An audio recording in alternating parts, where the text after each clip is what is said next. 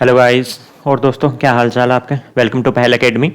मैं अभिराज सरान आपका वेलकम करता हूं पहल एकेडमी के छोटे सेशन में। वर्ल्ड ज्योग्राफी का जो सेशन चल रहा है हमारा, उसके अंदर में हमने किया था कल, क्या कर रहे थे हम, चलो देख लेते हैं कि ये कर रहे थे हम structure of earth. Structure of earth का कौन सा पोर्शन कंप्लीट हो गया था, वहाँ हम लेयर तक आ गए थे कि क्रस्ट होती है, मेंटल होती है और सॉलिड होती है, और कैसे उनका अलग अलग विभाजन, कैसे मैं पता लगा कि इतने ही क्षेत्र में ये क्रस्ट होती है, मेंटल होती है, उसके बाद में सॉलिड होती है, किसके अंदर में कौन सा मिनरल्स होता है, कौन बेसिकली किससे बनी हुई है, वो हमें पता लग गया। ठीक है, तो आप जल्दी से जल्दी इस फाउंडेशन के साथ भी आप पहले जुड़ सकते हैं, जिसके अंदर में अभी वैकेंसी आएगी तो आरएस प्रीलिम्स का, आरएस मेंस का पूरा उसके अंदर में सिलेबस करवाया गया है पूरे एक्सप्लेनेशन के साथ। और ये वाली जो है वो इंटीग्रेटेड जो प्रीलिम्स और मेंस बैच है उसी की क्लासेस चल रही है।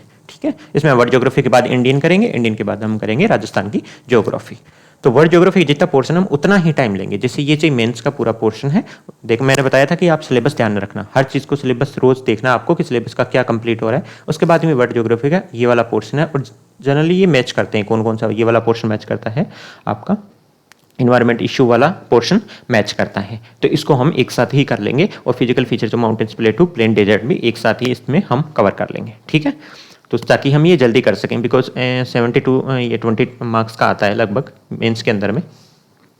ठीक है, हो सकता है प्री के अंदर में कितने मार्क्स का आएगा, 3 या 4 क्वेश्चन आते हैं। उसके बाद में आपको इंडियन करना पड़ेगा और राजस्थान करना पड़ेगा। तो जितना सिलेबस में उतना ही करेंगे, फालतू की बातें नहीं करेंगे। तो कल हमने किया था कि ये आता है स्ट्रक्चर ऑफ अर्थ को हम कैसे जानते हैं, तो ये पूरा कंप्लीट कर लिया था। कैसे जानते हैं, दो तरीके होते हैं। डायरेक्ट सोर्स होता है एक, तो कि अर्थ जो हमें कोई अर्थ के रॉक्स है उनकी स्टडी की जाएगी, पहला सोर्स। दूसरा वोल्केनो, वोल्केनो से हमें जो एक्चुअल में नीचे से लावा निकलता है, जो मैटर मिलता है, उसके से हमें पता लगता है कि वो हमें डायरेक्टली बताता है कि हमें क्या कंपोजिशन है अर्थ की। ठीक है, इनडायरेक्ट क्या चीज़ हो सकती है, इनडायरेक्ट होती है जो हमें आर्टिफिशियली हम चेक करते हैं, टेम्परेचर से आइडिया लगाते हैं, प्रेशर से आइडिया लगाते हैं, डेंसिटी से आइडिया लगाएंगे, और उसके बाद में सिस्मोग्राफी से हम अध्ययन करेंगे कि अर्थक्वेक आया। तो इनडायरेक्टली हम अध्ययन करेंगे कि पी वेव और जो S wave, primary wave, secondary wave, जो अर्थक्वेक के दौरान, सिस्मिक वेव क्या होती है, कल बताया था, याद रखा करो कि जो अर्थक्वेक के दौरान वाइब्रेशंस जनरेट होते हैं उनके द्वारा तय की गई जो डायरेक्शंस होती हैं उनको हम बोलते हैं वेव्स। वेव्स यही तो होती है, वाइब्रेशन किस डायरेक्शन में जा रहा है, क्या पाथ लिया है उन्होंने, उसको बोलते हैं सिस्मिक वेव। तो प्राइमरी वेव और सेकेंडरी वेव्स, इनकी जो डायरेक्शन है और किस में से जा सकती है। प्राइमरी वेव रिवीजन करवा देता हूं, primary wave solid, liquid plus gas, तीनों में से ट्रेवल करेगी। ठीक है, और सेकेंडरी वेव सिर्फ सॉलिड में, लिक्विड में नहीं जा सकती। तो इनके बेसिस पे हमने पता कर लिया कि ये वाला पिछली वाली क्लास में रिवीजन करना, अगर नहीं समझ आ रहा तो अभी भी याद नहीं आ रहा, रिवीजन कल वाले में पूरा करवाया था हमने। तो हम देख लिया कि ये नीचे होता है आपका, पहले आएगा ऊपर से क्रस्ट बनी है, फिर आपका आता है मेंटल आता है, उसके बाद में आपका कोर आ जाएगा, और ये आपका आउटर कोर आ जाएगा, इनर कोर आ जाएगा। ये क्या है, आउटर कोर क्या है, लिक्विड, इनर कोर क्या है, सॉलिड, और मेंटल क्या है आपका, ये है आपका सॉलिड। ठीक है, ऊपर भी क्रस्ट भी सॉलिड है, क्रस्ट को अलग किया है, क्यों किया है अभी पता करते हैं इसका। ठीक है, तो बेसिकली हमने ये स्टडी किया था। अब ये डायग्राम यहाँ पे मैं क्यों लेके आया हूँ, ताकि आप अच्छे से इसको दोबारा देख सको कि देखो कल तो किया था कि इसको डिवीजन कैसे किया, कैसे पता लगा था, कि आपके मन में डाउट नहीं है कि इसको आउटर कोर क्यों बोलते हैं, इसको इनर कोर क्यों बोलते हैं। अब हमें पता है कि इसको बोलते हैं, तो इसके बाद में इसको कैसे और अच्छे तरीके से डिवीजन किया गया ये देख लेते हैं। सबसे ऊपर वाला जो पार्ट होता है जिसपे हम लिव करते हैं, या जो भी ऑर्गेनिक एक्टिविटी होती है, वो जनरली माना जाता है, उसको बोलते हैं हम क्रस्ट।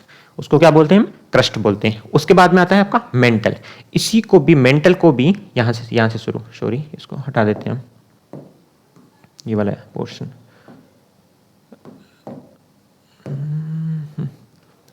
इसमें से यहाँ से लेके आपका ये वाला पोर्शन हो जाएगा, ये हो जाएगा मेंटल। ठीक है, अब मेंटल के देखो यहाँ पे दो पोर्शन किए थे हमने, ये अपर मेंटल होता है, ठीक है, और ये होता है लोअर मेंटल, ये आज करेंगे। ठीक है, इसको हमने दो भागों में डिवाइड कर दिया, अपर और लोअर। जो अपर वाला मेंटल पोर्शन होता है उसके भी दो पार्ट्स है, देखो यहाँ पे ये दो पार्ट्स क्यों है, इसके ऊपर आज चर्चा करेंगे कि ये दो पार्ट्स है। इसको बोलते हैं, ये जो होता है सबसे ऊपर क्रस्ट के जस्ट नीचे वाला पार्ट होता है, वो होता है वीक प्रेशर, वीक जो ज्यादा टेम्परेचर होता है और प्रेशर होता है कम, इसलिए ये वीक जो होता है या अनस्टेबल एरिया होता है, इसको बोलते हैं एस्थेनोस्फेयर। इसको क्या बोलते हैं हम, एस्थेनोस्फेयर। अब ये एरिया कितने तक जाएगा, कितने डेप्थ तक जाएगा, इसको हमने अभी स्टडी करना है। ठीक है, ये देखो यहाँ पे डिस्टेंस यहीं से देख लो, 0 से 30 वाला बेसिकली मानते हैं हम क्रस्ट। ठीक है, 30 से लेकर देखो 700 तक हम मानते हैं अपर मेंटल। ठीक है, ये होती है अपर मेंटल। सेम दोनों भी सॉलिड ही है, लिक्विड नहीं है। इनमें दोनों में से कोई ये मत बोल देना कोई कि स्टेनोस्फेयर लिक्विड होता है, बिल्कुल नहीं होता है। अगर होता तो एस वेव वहां से नहीं निकल सकती थी। सो लिक्विड में से नहीं निकलती ना, लेकिन एस वेव तो 2900 तक है, वहां पे एस वेव हमें मिल रही है। इसका मतलब ये पूरा पोर्शन सॉलिड है, याद रखना। पहले पॉइंट तो ये है, आगे वाली स्लाइड्स में हम और अच्छे से करेंगे इसको। तो 0 से 30 क्या है, क्रस्ट आ गया आपकी। यहां से 30 से लेके देखो 700 तक अपर मेंटल, 700 से 2900 तक आपका लोअर मेंटल में डिवाइड किया है। 2900 किलोमीटर से 5150 किलोमीटर, ये देखो यहाँ पे आउटर कोर एरिया आएगा, ठीक है। इनर कोर आपका सॉलिड एरिया 5150 से 6371 तक आएगा। और ये इसके डेंसिटी है, नीचे जाएंगे डेंस होता जाएगा। 2.9 अपर क्रस्ट की है डेंसिटी, 3.3 से लेके 4.3 अपर मेंटल की है, और बढ़ा दो 5.5 तक लोअर मेंटल। देखो ज्यादा मेंटल में डिफरेंस नहीं है, डेंसिटी लगभग सेम सी है, लेकिन देखो और डेंस हो गया। ये भी मेंटल के अंदर में भी ऊपर वाले में 3.3 से लेकिन 4.3 4.3 तक हो गया, यहाँ पे 5.5 तक हो गया। यहाँ से जैसे ही आप लिक्विड में और ज्यादा कंप्रेस हो रही है तो डेंसिटी 10, 12.3, 13.3 एंड 13.6, ये बहुत ज्यादा डेंसिटी डेंस हो गया, यहाँ कोर तक बहुत ज्यादा कंप्रेस हो गया, ठीक है। अब चलो जैसे अगली स्लाइड्स पे हम इसको एस्टेनोस्फेयर जो हमने ऊपर वाला बोला है इसको देखते हैं क्या होता है। अब याद रखना, अब एस्टेनोस्फेयर कर रहे हैं तो ये वाला पोर्शन कर रहे हैं जो क्रस्ट के जस्ट नीचे वाला पोर्शन है, ठीक है। एस्टेनोस्फेयर का पहले हम देख लेते हैं क्या दिया हुआ है। एस्टेनोस्फेयर क्या है, फ्रॉम एंशिएंट ग्रीक वर्ड एस्टेनोस से बना है। एस्टेनोस का मतलब क्या होता है, विदाउट स्ट्रेंथ। अब आप बोल ये विदाउट स्ट्रेंथ का है, इसमें कोई मजबूती नहीं है, तभी हम ये हिलता क्यों आगे करेंगे प्लेट्स के अंदर में, और इसको डिटेल में हम अच्छे समझ लेंगे, लेकिन यहाँ पे अच्छे समझो आप कि विदाउट स्ट्रेंथ रीजन बोलते हैं। विदाउट स्ट्रेंथ क्यों है, इज द मैकेनिकली वीक और डक्टाइल रीजन होता है of upper part of earth, upper mantle part of earth, crust के जस्ट नीचे क्या होता है, मैकेनिकली वीक होता है। अब देखो विदाउट स्ट्रेंथ कौन होता है, जिसके पास शक्ति नहीं होती, वीक होता है जो एरिया, और उससे क्या हो जाता है, ये डक्टाइल बन जाता है। डक्टाइल का अगर आपको मीनिंग भी पता है ना तब भी आप समझ जाओगे। डक्टाइल का मतलब कोई भी मैटर जिसके अगर वीक इसको खींचोगे तो वो बिना टूटे क्या होता है, जैसे वायर्स, कोई मैटर नहीं होता जिसका हम वायर्स बना लेते हैं, पतले पतले वायर्स, लेकिन वो मैटर नहीं टूटता है, वो खींचता चला जाता है, खींचता चला जाता है, एक तरीके से वो इलास्टिक हो जाता है। इलास्टिक तो वापस आ जाता है, लेकिन इसको अगर कर दोगे, जैसे कोई स्टील की पतली पतली वायर्स बनाते हैं तो वो क्या होता है, उसके डक्टाइल प्रॉपर्टी की वजह से होता है। तो ये डक्टाइल रीजन माना जाता है अपर मेंटल ऑफ अर्थ का, ठीक है। अब हो क्यों रहा है ये, अब बोलोगे कि विदाउट स्ट्रेंथ रीजन क्यों है, अर्थ के क्रस्ट के जस्ट नीचे इतनी स्ट्रेंथ कम क्यों है। कल हमने किया था कि दो चीजों पे आप फोकस करना पूरा जब आप क्रस्ट पढ़ रहे हो तो, एक तो नीचे जाते हैं तो रॉक्स का आपस का प्रेशर और जितने मटेरियल उनका प्रेशर बढ़ता चला जाएगा, दूसरा आपका टेम्परेचर बढ़ता चला जाएगा। टेम्परेचर दो चीज है। अब आप देखो कि नीचे जा रहे हैं, हमने बोला था कि कल टेम्परेचर बढ़ता चला जाएगा, नीचे जाएंगे टेम्परेचर बहुत जल्दी बढ़ेगा, लेकिन रॉक्स का खुद का इतना प्रेशर लग नहीं रहा है, तो उससे क्या होगा, टेम्परेचर की बढ़ने से प्रेशर मोर, तो यहां पे टेम्परेचर तो ज्यादा हो गया आपका, मोर टेम्परेचर बट लेस प्रेशर। अब प्रेशर भी ज्यादा होता, टेम्परेचर ज्यादा था, फिर भी ठीक था। लोअर मेंटल सॉलिड है ना, पूरी एकदम कंपैक्ट है, उसमें कोई स्टेबल रीजन हो गया, वो बिल्कुल इतना वजन हो गया, उस प्रेशर इतना ज्यादा हो गया कि टेम्परेचर कितना कर दो वो बहुत ज्यादा कॉम्पैक्ट बन गया। इस सिर्फ ये चेंज हो रहा है, प्रेशर और टेम्परेचर का आपस में बैलेंस है ना, सिर्फ वो दिखाता है हमें कि नीचे जाते हैं लिक्विड क्यों बन रहा है। फिर उसके बाद में हमारी लिक्विड बन जाएगी बिकॉज टेम्परेचर बहुत ज्यादा हो गया, प्रेशर कम है। लेकिन जब हम बिल्कुल कोर एरिया पे जाते हैं, देखो यहाँ पे बिल्कुल इनर कोर पे जाते हैं, तो वापस ये क्या हो जाती है, सॉलिड हो जाती है, बिकॉज प्रेशर यहाँ का और मिला के प्रेशर इतना ज्यादा हो गया कि टेम्परेचर को इसने बैलेंस कर लिया। तो उस वजह से ये, और ऊपर से यहाँ पे जो मिनरल्स अवेलेबल होते हैं हर एक लोअर मेंटल में भी, आउटर कोर में भी, इनर कोर में भी, अपर मेंटल में किस मिनरल से बनी है उससे भी फर्क पड़ता है। तो ये इनर कोर है वो निकल निफे बोलते हैं इसको, तो निकल और फेरस यानी कि लोहे से बनी हुई है, और प्रेशर बहुत ज्यादा है तो ये टेम्परेचर को बैलेंस कर लेती है और सॉलिड में बनी रहती है। तो सिर्फ दो चीज पे ध्यान रखो, प्रेशर आपका, और दूसरी चीज क्या है, प्रेशर और टेम्परेचर।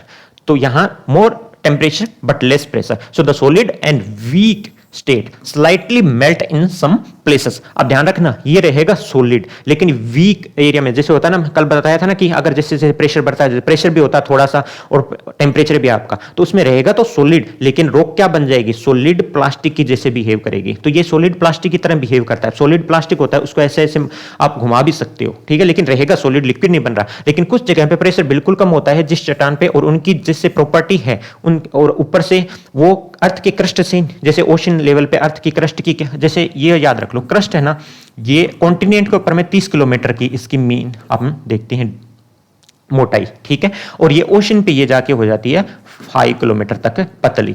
तो ये 5 किलोमीटर अगर पतली है और कुछ ऐसे मिनरल से बनी है वो रॉक, और प्रेशर कम लग रहा है लेकिन टेम्परेचर ज्यादा है, तो उससे कई जगह पे वो मेल्ट हो जाएगी, और वो जब मेल्ट हो जाएगी तब वो एज ए लावा बाहर निकलते हैं, जिसको बोलते हैं वोल्केनो। अब वोल्केनो स्टडी करेंगे तब हम एक एक रॉक का देखेंगे कि कौन सी रॉक ज्यादा वोल्केनिक इरप्शन करती है, कहां कहां पे क्यों हो रहे हैं, उसी जगह पे वोल्केनो जनरली क्यों होते हैं, ओशन पे ही। तो ये याद रख लो अभी तो कि more temperature but less pressure in solid and weak state slightly कुछ जगह पे मेल्ट कर देता है ये, ठीक है।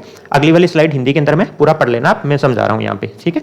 हो गया। इसका पता कैसे लग रहा है कि S way pass through the solid zone so can not be fully melt zone. ये पूरा लिक्विड नहीं है, देख लो पूरा मेल्ट नहीं है, कुछ जगह पे मेल्ट हो जाती है, जहां मेल्ट हो जाती है लावा बाहर निकल जाता है, बाकी ये सॉलिड जोन में ही रहता है। सॉलिड एक तरीके से प्लास्टिक जोन की तरह रहता है स्टेनोस्फीयर, ठीक है। नीचे क्या लिखा है, due to the temperature and the pressure condition in the asthenosphere rock become ductile. मैंने बताया ना डक्टाइल रीजन क्या होता है कि वो खिंचती चली जाती है। इसका ये देखो यही लिखा है, moving at a rate of deformation measured centimetre per year. याद रखना, over linear distance eventually measuring thousands of kilometre. तो इसमें क्या होगा कि जैसे जैसे टेम्परेचर से क्या होगा, सॉलिड प्लास्टिक की तरह बन गई, अब इसमें डिफॉर्मिटी आनी शुरू हो जाता है। डक्टाइलिटी यही तो होती है कि आप जब कोई चीज को गर्म करते हो, या मान लो आप स्टील को गर्म करते हो, तो उसमें आप उसको लेयर तो बना सकते हो, उसके पतले पतले तार बना सकते हो आप उसकी चीज के, डक्टाइलिटी वो खींचती चली जाएगी, लेकिन उसको क्या बोलते हैं, डिफॉर्म होता जाता है, वो मेटल डिफॉर्म होता जाता है, ठीक है। डिफॉर्म हो रहा है, लेकिन अर्थ है ये, ऐसा नहीं, मैटर तो सिर्फ छोटा सा मेटल नहीं है जिसके में बहुत ज्यादा डिफॉर्मिटी एकदम से आ जाएगी। तो ये बहुत धीरे धीरे इसमें डिफॉर्मिटी आती है पर सेंटीमीटर, लाइक 1 सेंटीमीटर 1 साल के अंदर में उस रॉक के अंदर में लीनियरली, ऐसे जैसे अगर ये रॉक है तो इसमें थोड़ा सा ऐसे बैंड और ज्यादा लीनियरली ये खींचती चली जाती है, और इसके अंदर में कुछ 1 सेंटीमीटर पर ईयर के अंदर में डिफॉर्मिटी आती जाती है। ये ऐसी डिफॉर्मिटी आती जाएगी और ये लीनियरली इसमें फैलती चली जाएगी, फैलती चली जाएगी, फैलती चली जाएगी। तो इसमें क्या होगा, अब इसलिए ये क्या करती है, कन्वेक्शन करंट की तरह बिहेव करती है, radiating heat outward from the earth interior. इसलिए स्टेनोस्फीयर से हमेशा जो मैग्मा ऊपर बाहर निकलता है वो निकलता है स्टेनोस्फीयर से, ठीक है। क्यों? बिकॉज यही है ना कि वो कन्वेयर बेल्ट की तरह बन जाता है। कन्वेयर बेल्ट तो देखा होगा ना क्या होता है, मेट्रो वगैरह में कहीं भी गए हो तो आपने कोई कहीं एंट्री करते हैं चेक पोस्ट पे, तो उसके ऊपर में बैग रखते हैं, वो कन्वेयर बेल्ट से स्लाइड करते हुए आप उधर निकल जाते हो चेकिंग करा के, और बेल्ट आपका, वो बैग आपका पीछे बिछा रहा है, ठीक है। उसी तरह ये क्या होता है कि बेल्ट की तरह, कन्वेयर बेल्ट की तरह नीचे वाला हिस्सा बन जाता है, ठीक है। कैसे बन जाता है कि डिफॉर्मिटी होती रहेगी, डिफॉर्मिटी जैसे जैसे होगी उसके ऊपर वाली प्लेट भी तो उसके साथ मूव करना शुरू करेगी, तो इस तरीके से ये फ्लो करती है, ये कन्वेक्शन करंट को जनरेट करती है, radiating heat outward from earth interior. अब ये वाला पोर्शन है, ये हम कैसे कन्वेक्शन करंट क्या होता है, नीचे कैसे बेल्ट की तरह चलती है, ये हम जब वोल्केनो वाला, ये आगे नेक्स्ट क्लास में हम प्लेट टेक्टोनिक में प्लेट कैसे मूव कर रही है इसी स्टेनोस्फीयर पे। लेकिन उस टाइम ध्यान रखना कि हम किसकी बात कर रहे हैं, हम इस वीक जोन है उसकी बात कर रहे हैं, ठीक है। इसलिए इसको आज हम समझ रहे हैं कि स्टेनोस्फीयर को समझ रहे हैं। बाकी हम क्रस्ट सियाल और मेंटल को और उस कोर एरिया है उसको कैसे हमने साइंटिस्ट ने डिवाइड किया है उसके ऊपर जाएंगे। लेकिन ये समझना कि कल हम प्लेट की बात करें तो हम इस विदाउट स्ट्रेंथ वीक जोन की बात कर रहे हैं जो क्रस्ट से जस्ट नीचे है, ठीक है। अब the asthenosphere at the same rate deformation rock behave elastically and being brittle can break. अब इसके ऊपर अब मान लो नीचे से कोई चीज खिसक रही है, वो कितना ही धीरे धीरे, अब दो ये प्रेशर प्लेट है, अगर इतने जल्दी धीरे धीरे ये खिसक रही हो यहाँ से, या फिर इसमें चेंज आ रहा हो, चाहे पर सेंटीमीटर ये रहो, लेकिन क्या होगा 20-10 साल बाद में ये थोड़ा 10 सेंटीमीटर इधर आ गई, तो ऊपर वाली के ऊपर में कोई भी प्रेशर नहीं है, ऊपर वो पूरी तरीके से सॉलिड है। अब सॉलिड चीज क्या होगी, धीरे धीरे करोगे तो सॉलिड चीज में ब्रिटल, यानी कि वो एकदम से टूट जाएगी, तभी ऊपर वाले जो क्रस्ट है उसके अंदर में डिफॉर्मिटी आती है, कहीं से वो टूट जाता है, उसको हम बोलते हैं कि हम अर्थक्वेक आ गया है, या कोई प्लेट जब टूटती है उसको बोलते हैं अर्थक्वेक आ गया। इसलिए बोलते हैं कि above the asthenosphere at the same rate से डिफॉर्मेशन होगा, क्योंकि बिकॉज उसके ऊपर में एकदम चिपकी हुई है तो उसके साथ में होगी, लेकिन नीचे वाली सॉलिड या सॉलिड प्लास्टिक स्टेट में होते हैं वो मूव कर सकती है बिकॉज ज्यादा डक्टाइल है वो, लेकिन ऊपर वाली के ऊपर में कम टेम्परेचर है तो उसमें प्योर तरीके से सॉलिड है तो वो टूट जाती है, ठीक है। कॉजिंग फॉल्ट, इसी वजह से तो फॉल्ट हो रहे हैं, उसकी वजह से फॉल्ट हो जाता है। जब हम करेंगे अर्थक्वेक करेंगे तो उसमें हम अलग अलग तरीके देखेंगे फॉल्ट क्या होता है, ठीक है, कैसे बेंड कर जाती है ऊपर की जो लेयर होती है, वो जो ऊपर वाली प्लेट होती है लिथोस्फीयर की, ठीक है। द रिजिड लिथोस्फीयर, ऊपर वाले को क्या बोलते हैं, लिथोस्फीयर बोलते हैं। आगे देखेंगे कि रिजिड ऊपर वाला लिथोस्फीयर है जो इस फ्लोट करता है, इससे माना जाता है कि फ्लोट करता है, पहले बोलते थे फ्लोट करता है लेकिन अब इसकी अलग थ्योरी है, ठीक है। फ्लोट करता है और move about on slowly flowing asthenosphere allowing the movement of the tectonic plate. तो ये याद रखना कि जब हम टेक्टोनिक प्लेट का कल मूवमेंट करवाएंगे, प्लेट्स किसको बोलते हैं ये स्टडी करेंगे, तब हम बताएंगे जब नीचे जस्ट क्रस्ट के नीचे वाला हिस्सा है जिसको हम नीचे, अब लोअर मेंटल है ना जो यहाँ पे, ये देखो कल प्लेट में देखेंगे तो ये वाला पोर्शन है ना जिनको, इनका हमारा कोई योगदान नहीं रहेगा, आज ये खत्म हो जाएगा इनका काम। कल हम देखेंगे सिर्फ इस चीज को और थोड़ा सा इसके पार्ट को, यहां तक देख सकते हैं। तो हम स्टडी करेंगे कि प्लेट्स जो मूवमेंट है ना वो सिर्फ इन एरिया में हो रहा है, ठीक है। तो इसलिए इसके जस्ट नीचे वाला पोर्शन क्या है, स्टेनोस्फीयर, और वो ऐसा क्यों है इसको आज समझाना जरूरी था, ठीक है। ये स्टेनोस्फीयर आपको मुझे लगता है समझ आ गया होगा, कल प्लेट वाला और पार्ट करेंगे तब और कर लेंगे इसको, ठीक है। हिंदी के अंदर में यदि का बस सेम चीजें हैं, आप आराम से अपने नोट्स बना सकते हैं इसके अंदर में, ठीक है। अब ये देखो स्टेनोस्फीयर ऐसे होता है, ऊपर वाली क्रस्ट है आपकी, ये देखो, और नीचे ये लिथोस्फीयर, लिथोस्फीयर ये स्टेनोस्फीयर, ऊपर वाली क्रस्ट को मिला के ये वाला पोर्शन है, ये क्रस्ट का हिस्सा है, ठीक है। ये नीचे स्टेनोस्फीयर ऐसे व्यवस्थित रहेगा, सॉलिड रहेगा, लेकिन जब ये मूव करता है तो इसके साथ साथ ये वाली प्लेट भी मूव करेगी तो कहीं ना कहीं टेम्परेचर इतना हो जाएगा, और इनके ऊपर में प्रेशर है नहीं, ये टूटती रहेगी, यहाँ ऊपर तो टूटती रहेगी और नीचे जाएगी तो ऊपर वाली ये जो रॉक्स है इनका मिनरल स्ट्रक्चर ऐसा है कि जैसे नीचे जाएगी प्रेशर के अंदर में यहाँ पे ये मेल्ट हो जाएगी। हो सकता है इनका मिनरल स्ट्रक्चर ऐसा है कि ये मेल्ट नहीं हो रही है, ठीक है, लेकिन सेम प्रेशर पे सेम टेम्परेचर पे नीचे जाएंगे तो ये ऊपर वाली रॉक जब नीचे जाती है क्रस्ट वाली तो ये मेल्ट हो जाती है और मेल्ट होके ये लावा की तरह ऊपर निकल जाती है, ठीक है। और ऊपर वाले में यहाँ पे जब ये वोल्केनो आता है, देख लेना वोल्केनो और अर्थक्वेक लगभग सेम जगह पे आते हैं, बिकॉज यहाँ पे जब ये फॉल्ट हो रहा है इनके अंदर में तो इसको बोल देंगे अर्थक्वेक, लेकिन ये मूव करके ऐसे बेल्ट की तरह नीचे जाएगी, कन्वेयर बेल्ट बोलते हैं जिसको, यहां से तो इन्हीं जो चट्टान है, ये जो रॉक्स है ये जाके नीचे जाके मेल्ट हो रही है, तो इन्हीं की वजह से ये लावा निकल रहा है, ठीक है। तो ये अर्थक्वेक और वोल्केनो लगभग सिमिलर है, प्लेसेस पे ही होते हैं। अगर कोई स्टैटिक वोल्केनिक नहीं हो रहा है तो वोल्केनो नहीं हो रहा है, वो जब अर्थक्वेक वोल्केनो करेंगे तब आपको पता लग जाएगा, लेकिन अभी आपको पता होना चाहिए कि जो नीचे वाली लेयर है इसी को हम स्टडी करने वाले हैं, ठीक है। अब आ जाते हैं कि हमने, चलो ठीक है इसको तो देख लेंगे बाद में जब अर्थक्वेक करेंगे, प्लेट करेंगे, अर्थक्वेक वोल्केनो करेंगे, लेकिन कल हमने किया था क्रस्ट किया था, मेंटल किया था और नीचे कोर एरिया क्या था। अब इसकी क्लासिफिकेशन है जो मेंस एग्जाम के लिए इंपॉर्टेंट है। देखो दो एक क्लासिफिकेशन है जो मेंस एग्जाम के लिए है, बोर्ड के अंदर में भी दिए, एनसीईआरटी में दिए, तो दो है, ये है एडवर्ड स्वेस तो एडवर्ड स्वेस ने क्या कहा था कि एडवर्ड स्वेस ने इनको दो भागों में डिवाइड कर दिया था, कि इसने तीन पार्ट में डिवाइड किया था एडवर्ड स्वेस ने, और ये बहुत टाइम तक चला था जब तक मॉडर्न क्लासिफिकेशन लिथोस्फीयर जो हम बोल रहे हैं, लिथोस्फीयर जब तक इसको नहीं कहने लग गए थे तब तक ये चलता रहा है कि इसमें तीन पार्ट में इसने डिवाइड कर दिया। कैसे कर दिया कि upper part of the earth is made up of sedimentary rock. इसने सबसे पहले ये बोला कि सबसे ऊपर वाला पार्ट है ना जो आपका क्रस्ट बना है वो किससे बना है, सेडिमेंट्री रॉक से बना है। सेडिमेंट्री बेसिक बता देता हूँ, रॉक सिस्टम अपने है नहीं है सिलेबस के अंदर में, तो बेसिक बता देते हैं कि जब लाइक रिवर्स चलती है या फिर इरोजन, विंड से भी इरोजन होता है, हर तरीके से होता है, ग्लेशियर से इरोजन होता है, तो जो ऊपर वाली प्रॉपर्टी आपकी प्रॉपर्टी है उससे जब आप किसी मटेरियल जो भी है इरोड हो के एक जगह पे जमा होता है तो उसको बोलते हैं सेडिमेंटेशन। तो इसने बोला है कि जो स्टार्टिंग पे जो रॉक्स आई थी वो ऐसे इरोड हो के, इरोजन से वो हर जगह पे उसका सेडिमेंट है वो एक जगह पे इकट्ठा होता रहा, उसको जो बेसिकली है वो सेडिमेंट्री पूरा वाला अपर वाला पार्ट है, धीरे धीरे करके वो उसी सेडिमेंट्री रॉक से बना हुआ है। पहला ये बोला इसने। दूसरा क्या कहा एडवर्ड स्वेस ने कि on the basis of chemical composition of rocks, और मैंने देखा कि रॉक्स के केमिकल कंपोजिशन को स्टडी करके मैंने बता दिया कि तीन लेयर्स के अंदर में अर्थ को में जो अंडर द क्रस्ट है जो है उस क्रस्ट के नीचे वाला पार्ट है उसको तीन भागों में डिवाइड करता हूं।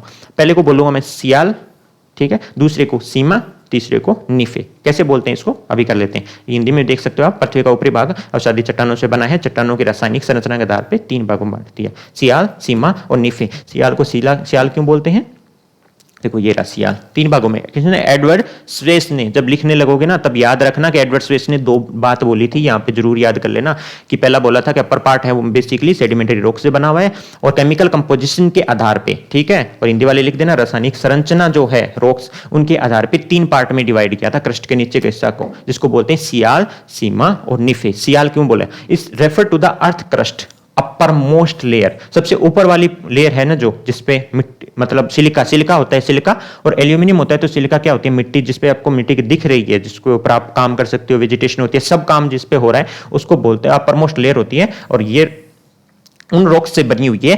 केमिकल कंपोजिशन के आधार पर था, रॉक का सिर्फ केमिकल कंपोजिशन देखेंगे कि कौन रॉक्स किस मिनरल से बनी हुई है। तो ये किस बनी हुई है, सिलिका जिसको बोल देंगे Si एंड एल्यूमिनियम जिसको बोल देंगे Al। तो इसको बोल दिया SiAl, यानी कि इसको बोलते हैं हम हिंदी के अंदर में आप बोलोगे सियाल, ठीक है, और इसको सियाल बोलते हैं। ठीक है। इसके बेसिस पे तीनों जब आगे तक दूसरा क्लासिफिकेशन करेंगे उससे पहले पहले ये चेक कर लेना कि हम ये तीन ही चीजों पे बेसिस करेंगे। एक तो होता है किस चीज से बनी है, मिनरल्स वगैरह क्या है, दूसरा डेंसिटी क्या है उस रॉक्स की, और किस डेप्थ से डेप्थ तक की हमें देखना पड़ेगा ना कि ये जैसे हमने डिवाइड किया था क्रस्ट को, मेंटल को, कोर को, किस डेप्थ तक हम इसको बोलेंगे। तो इसी तरीके से तीन ही चीजों पर फोकस करना है लास्ट तक सब क्लासिफिकेशन के अंदर में, तो अच्छे से याद हो जाएगा आपको। तो सियाल क्या होगा, अपर मोस्ट लेयर है वो रॉक, किन रॉक से बनी है जो अबंडेंट होगी, सिलिका अबंडेंट होगी उसके अंदर में एक तो, और एक होगी आपका एल्यूमिनियम।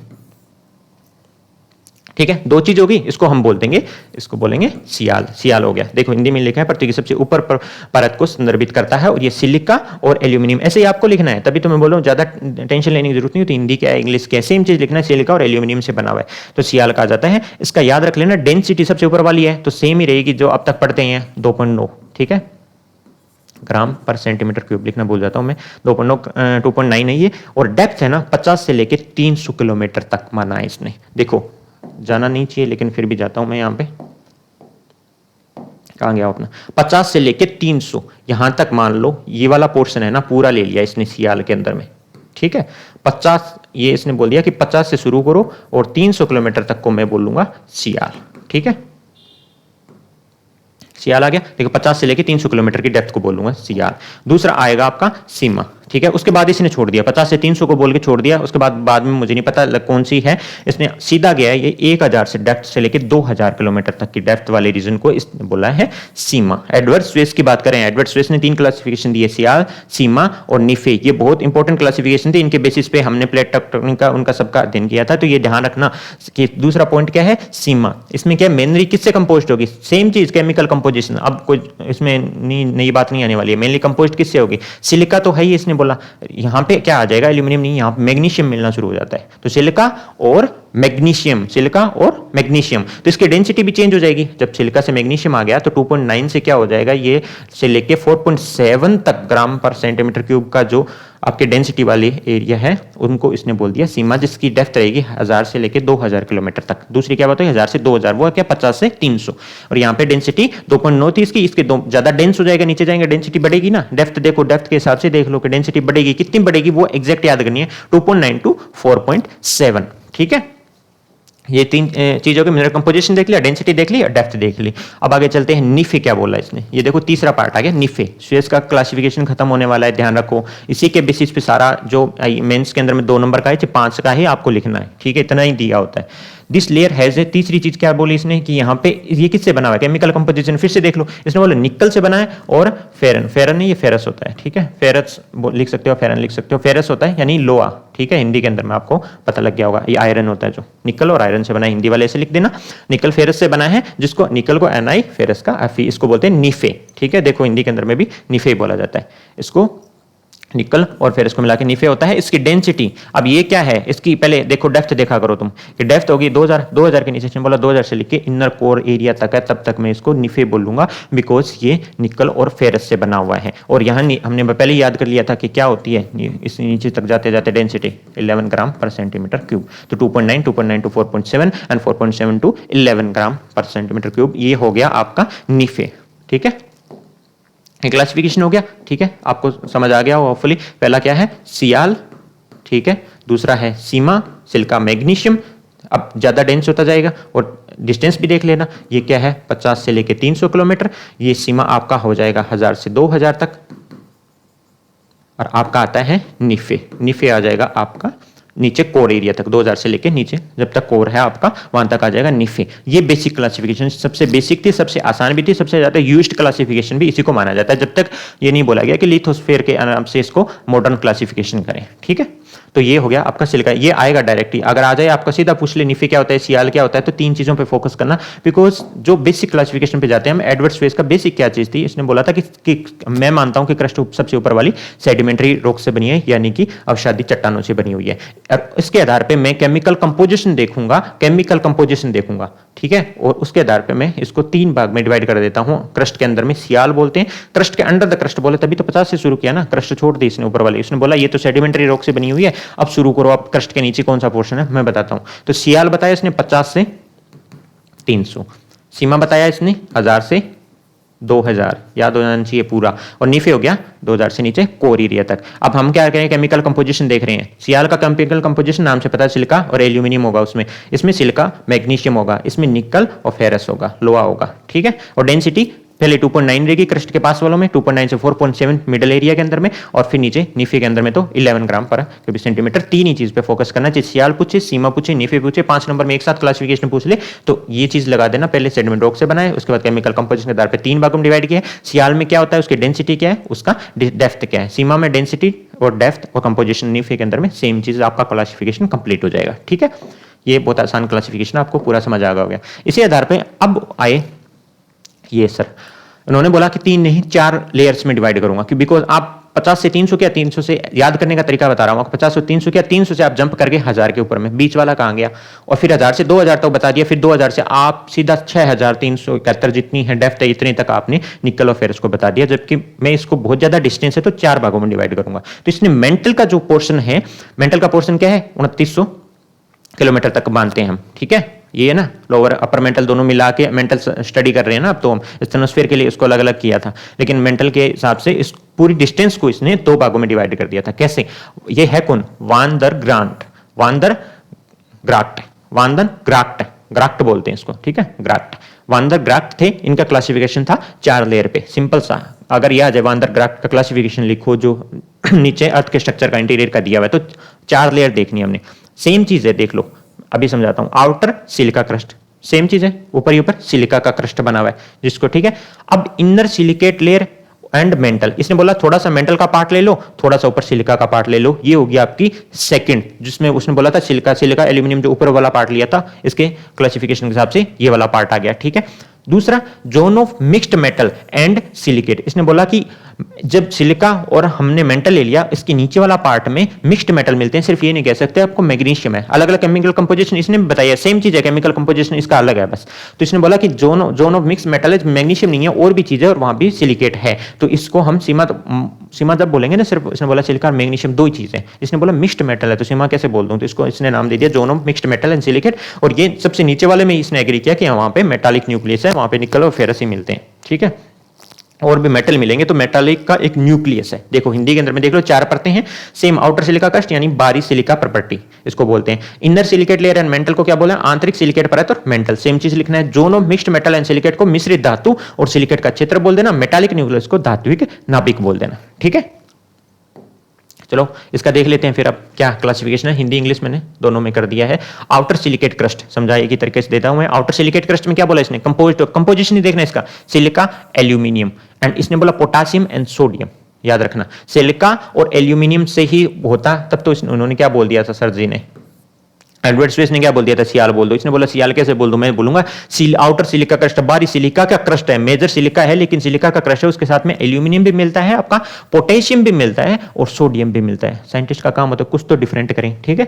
तो पोटेशियम और सोडियम बोल दिया। थिकनेस, अब थिकनेस देखो इन्होंने अलग अलग बताई है, जो कि सही भी लगता है कि 60 किलोमीटर तो है कॉन्टिनेंट के नीचे और 10 किलोमीटर हो जाता है आपका पैसिफिक ओशन। जब मॉडर्न क्लासिफिकेशन करते हैं तो उसमें ये मानते हैं कि 30 किलोमीटर है फिक्स्ड है, हमने बोल दिया कॉन्टिनेंट के, और जो है 5 किलोमीटर थिकनेस है आपका ओशन के अंदर में, ये मॉडर्न मानते हैं। तो ठीक है, इसके लगभग पास में थे ये, तो उन्होंने तो सेम बता दिया था कि 50 से लेके आप सियाल का क्या बोलोगे 300 तक, लेकिन उन्होंने बोला नहीं ऐसा नहीं होता, ये 60 सबसे आउटर सिलिका क्रस्ट को अलग करो, इसके अंदर में सिलिका एल्यूमिनियम पोटेशियम सोडियम होगा, याद कर लेना बिल्कुल। और 60 किलोमीटर तो होगा कॉन्टिनेंट पे और आपका 10 किलोमीटर रहेगा पैसिफिक ओशन, लाइक ओशन पे। ओशन पे भी इन्होंने अलग अलग किया था, जो कि कोई जरूरत की बात नहीं, आप सीधा ये लिख देना कि 60 किलोमीटर तो कॉन्टिनेंट के नीचे, 10 किलोमीटर आपने पैसिफिक ओशन पे। और डेंसिटी 2.75 to 3.1, ये देखो ये थोड़ा मतलब स्पेसिफिक डेंसिटी तो अब किसी को नहीं पता ना। अब इन्होंने 2.9 बोल दिया, बोल सकते थे 2.9 लेकिन नहीं बोलेंगे, 2.9 अलग करना है ना, है वही सेम चीज। इन्होंने बोला कि 2.9 फिक्स कैसे कर सकते हो, किसी की तो रॉक की 2.75 या किसी की 3.1 है,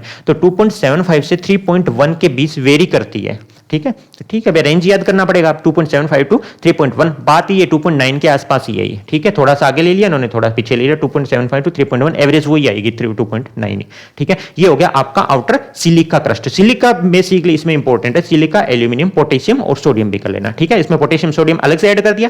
इसमें थिकनेस इन्होंने बताई 60 किलोमीटर से कॉन्टिनेंट पे, 10 किलोमीटर की मोटाई है इसकी पैसिफिक ओशन के ऊपर में, ठीक है। अब आते हैं हम इनर सिलिकेट लेयर पे एंड मेंटल की। कुछ मेंटल का अपर वाला पार्ट और इनर सिलिकेट लेयर, जिसको उसमें कंपोस्ट क्या होगा, सिलिका मैग्नीशियम तो होना ही है। उन्होंने एडवर्ड स्वेस साहब ने बोल दिया था कि सिलिका मैग्नीशियम होगा, साथ में इसमें बोला कैल्शियम भी होगा। तो ठीक है भाई, मैग्नीशियम के साथ कैल्शियम भी और ऐड कर दिया इन्होंने, इसलिए इसको इनर सिलिकेट मेंटल बोल दिया, मेंटल का हिस्सा बोल दिया। अलग से सीमा बोल नहीं सकते अब, क्योंकि सिलिका मैग्नीशियम के साथ कैल्शियम आ गया। थिकनेस 60 से लेके 1200 किलोमीटर। अब मेंटल को दो भागों में डिवाइड करेंगे, देखना 60 से 1200 किलोमीटर है ना, मेंटल का पार्ट कितना तक ले लिया, 1200 किलोमीटर तक का पार्ट है इन्होंने मेंटल का ले लिया है, 60 से 1200 किलोमीटर तक। और डेंसिटी है वो 3.1 से 4.75, वहां भी यही था 4.7, ठीक है। तो वहां 2.9 से शुरू किया था, इनका अपर एवरेज यहाँ पे 3.1 है, तो 3.1 से 4.75 कर देंगे। तो इसको अलग बराबर लिख लेना, दोनों की डेंसिटी अच्छे से पता चल जाएगा आपको। उन्होंने एक फिक्स्ड रेंज देनी शुरू करी थी 2.9 से, 2.9 के बाद में इन्होंने 4.7 तक शुरू किया था, इन्होंने 3.1 से शुरू कर दिया था 4.75 तक। तो तीन चीजें याद रखनी है, किस कंपोस्ट है, थिकनेस क्या है, डेंसिटी इसकी थिकनेस क्या रहेगी। बिकॉज हमने देखो दो जगह मेंटल आ रहा है, इनर सिलिकेट लेयर मेंटल है, वहां पे मिक्स्ड जो मिनरल का जो जोन है और मेंटल का पार्ट है जो बचा हुआ, तो इसलिए मेंटल कहां तक जा रहा है, 1200 तक, 60 किलोमीटर से लेके 1200 किलोमीटर है, वहां तक का पार्ट आपका मेंटल का लिया हुआ है। ये देख लो, हिंदी में पढ़ लेना, आंतरिक सिलिकेट और मेंटल में ये सेम चीज याद करनी है, वर्ड पे ध्यान दिया करो। सिलिका मैग्नीशियम और कैल्शियम से बना है, 60 किलोमीटर से डिस्टेंस है 1200 किलोमीटर, 3.1 से 4.75 ये घनत्व है आपका दिया हुआ है, ठीक है।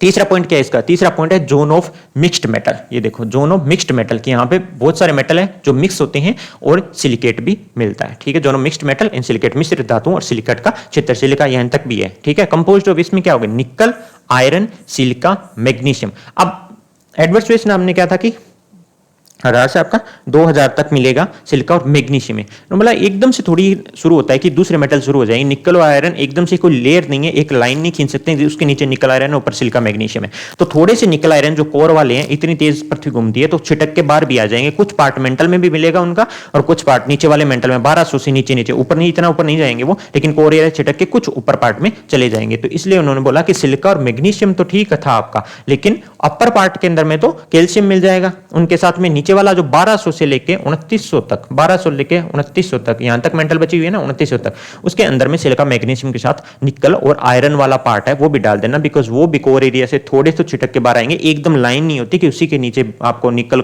और फेरस मिले, उसके जस्ट ऊपर सिर्फ सिलिका और मैग्नीशियम मिल रहे हैं। तो इस तरीके से उन्होंने इसको मेंटल को दो भाग में डिवाइड कर दिया था। 60 से 1200 तक सिलिका मैग्नीशियम के साथ कैल्शियम मिलेगा, और यहाँ सिलिका मैग्नीशियम के साथ निकल और आयरन मिलेगा 1200 से लेकर 2900, ये ठीक है। मेंटल का पूरा पोर्शन 1200 से लेकर 2900 किलोमीटर तक मेंटल तक।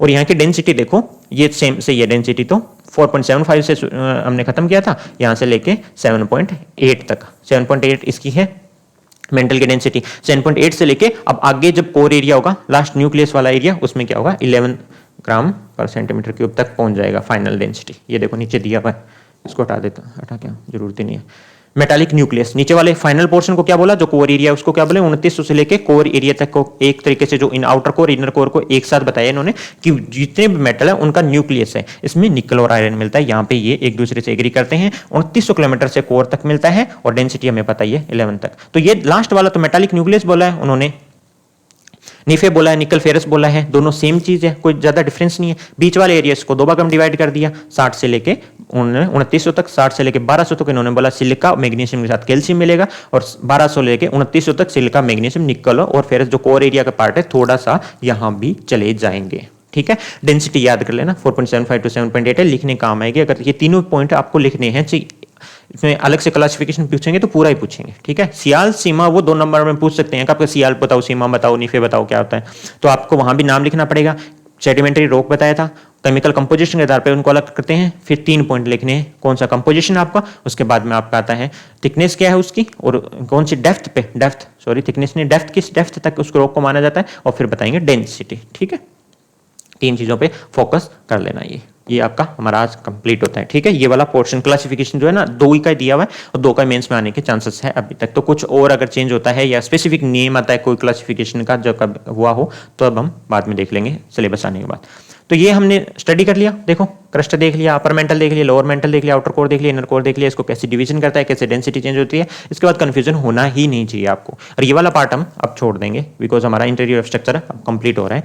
लेकिन उससे पहले उससे पहले कल हम उस स्टेनोस्फेयर को लेकर के प्लेट लेकर के अर्थक्वेक करवाएं, वोल्केनो करवाएं, उससे पहले हमें डिस्कस करना है कि अब ये वाला पोर्शन है जो क्रस्ट के बाद mental, upper mantle, lower mental, फिर आता है आपका आउटर कोर, इनर कोर। तो ये जो लाइंस बना रखी है, इन लाइंस को क्या नाम दोगे आप? इन लाइंस को क्या नाम? इसके लिए इन लाइंस को सिर्फ नाम दिए गए हैं, अलग अलग लोगों के नाम पे नाम दिया गया है। तो ये आपके एग्जाम में कभी पूछ सकते हैं, किसी भी एग्जाम में आ सकते हैं, ठीक है। इनको बोलते हैं डिसकंटिन्यूटी।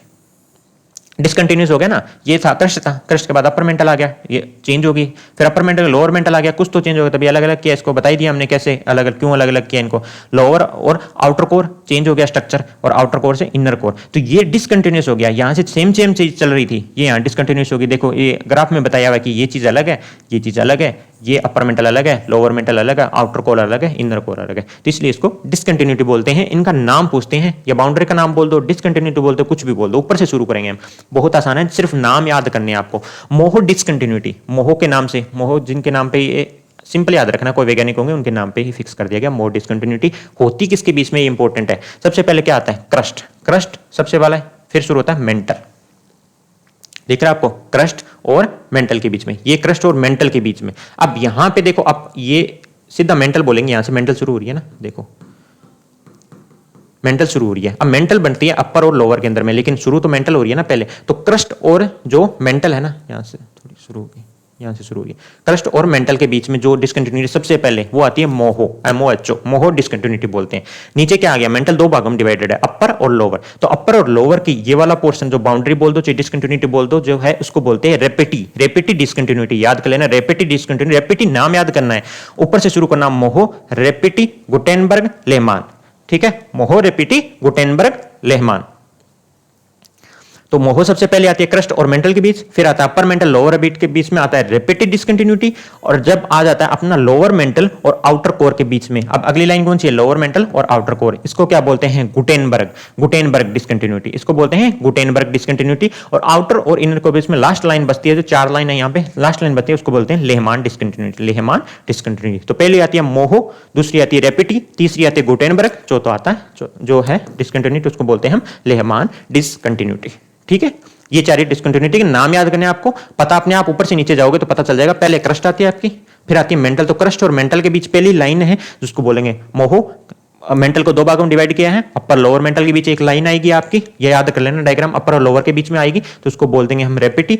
लोअर और आउटर कोर के बीच में, उसके बाद आ जाएगा कोर, तो लोअर जो मेंटल है और आउटर कोर है उसके बीच की को डिसकंटिन्यूटी बोल देंगे हम गुटेनबर्ग डिसकंटिन्यूटी, और आउटर कोर और इनर कोर के बीच की लाइन को बोल देंगे लेहमान डिसकंटिन्यूटी, ठीक है। ये है आगे डिसकंटिन्यूटी बोल दो। चेन के बाउंड्री के नाम को क्या बोलते हैं? सिंपल पूछेंगे, मोह डिसकंटिन्यूटी, यार पूछ लेंगे क्रस्ट और मेंटल के बीच को क्या बोलते हैं, चारों के नाम दे देंगे तो मोह होगा।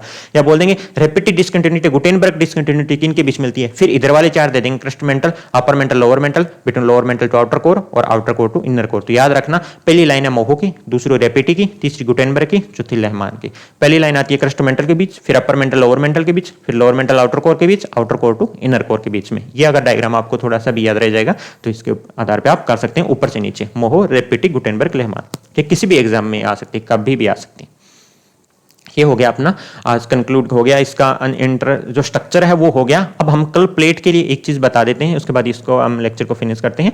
कल हम बताएंगे बेसिकली प्लेट का बेसिक डिटेल, कोई सिलेबस में नहीं है लेकिन आपको पता होना चाहिए, बिकॉज अर्थ की वोल्केनो कैसे आएंगे, वो प्लेट मूव करेगी तभी आएंगे। अभी हमने देखा था स्टेनोस्फेयर है, स्टेनोस्फेयर से हमें मैग्मा निकलेगा। अब अगर मैं बताऊँ स्टेनोस्फेयर नहीं बताऊंगा तो मैग्मा कैसे समझा सकते हैं हम कि मैग्मा कहाँ से निकल रहा है, कौन सी रॉक से जो मेल्ट हो रही है तब मैग्मा निकल रहा है। तो अब आता है आपका लिथोस्फेयर। लिथोस्फेयर क्या है?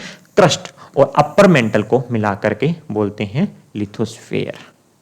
समझ गए आप? क्रस्ट अपर मेंटल, अब इसी के अंदर में सारा काम होता है। क्रस्ट और अपर मेंटल को मिला के बोलते हैं, इसको नाम दिया गया बाद में मॉडर्न क्लासिफिकर लिथोस्फेयर,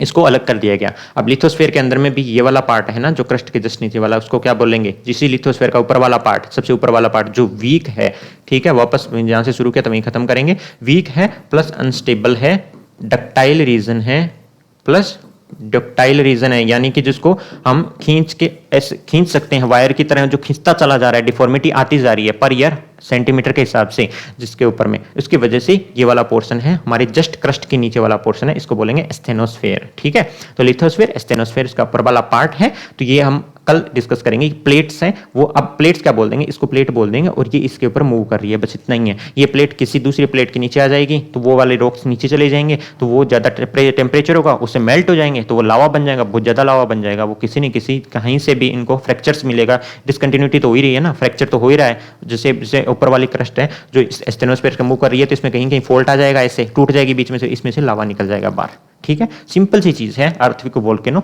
और प्लेट मूवमेंट। जब देख लेंगे हमें पता लग जाएगा कि दो कॉन्टिनेंट या दो प्लेट्स बीच में आपस में टकराती है तो वहां पे क्या डिफॉर्मिटी आती है और उनको क्या बोलते हैं, माउंटेन्स बोलते हैं। माउंटेन्स क्यों बने, प्लेट टकराने पे ऊपर क्यों, उसी जगह पे माउंटेन्स क्यों बने, बाउंड्री पे मिलेंगे जनरली आपको माउंटेन्स मिलेंगे। ठीक है, और जहां माउंट अर्थक्वेक आते हैं वहीं वोल्केनो क्यों आते हैं, और जो माउंटेन्स बने वहीं पे बहुत सारे वोल्केनो भी मिलेंगे, बिकॉज सेम रीजन है कि दो प्लेट टकराएगी, यहाँ से एक और प्लेट है मान लो, और ये टकरा रही है और ये इसके नीचे सबडक्ट हो जाती है, तो यहाँ पे जो वोल्केनो भी मिलेंगे आपको, और टकराने की वजह से इसके ऊपर प्रेशर बनेगा, तो ये वाला एरिया ऐसे ऊपर भी हो जाएगा, तो इसको बोल देंगे माउंटेन्स। तो धीरे धीरे हम मान जाएंगे प्लेट के बाद में, एक लेक्चर शायद और लेंगे इस पे समझाने के लिए प्लेट्स क्या होती है, और अगर हो सका तो देखते हैं कि इसको कैसे अप्रोच करें। तो प्लेट्स अगर एक लेक्चर में हम पूरे तरीके से समझा देते हैं तो उसके बाद में हम सीधा जाएंगे माउंटेन्स के, लैंड फॉर्म डेवलपमेंट में।